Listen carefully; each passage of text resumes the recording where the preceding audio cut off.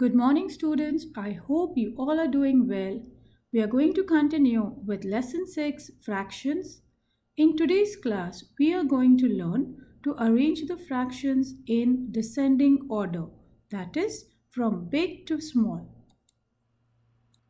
Students, let's compare the fractions and rearrange the fractions in descending order, that is, from big to small.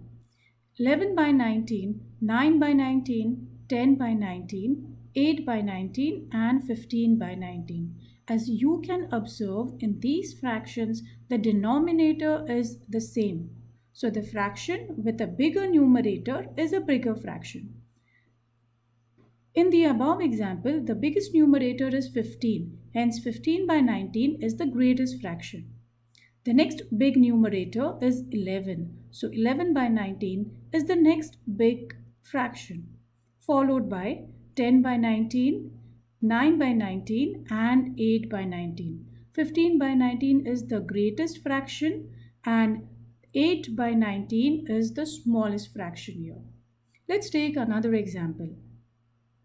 10 by 14, 10 by 20, 10 by 15, 10 by 35 and 10 by 22.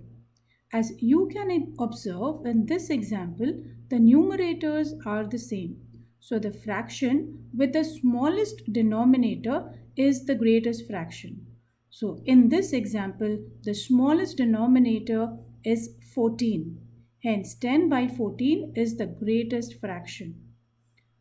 Next small denominator is 15. Hence 10 by 15 is the next big fraction, followed by 10 by 20, 10 by 22 and 10 by 35. The biggest denominator is the smallest fraction.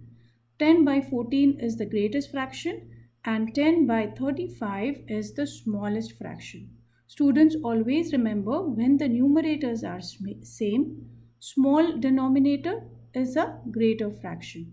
I hope you have understood both the examples well.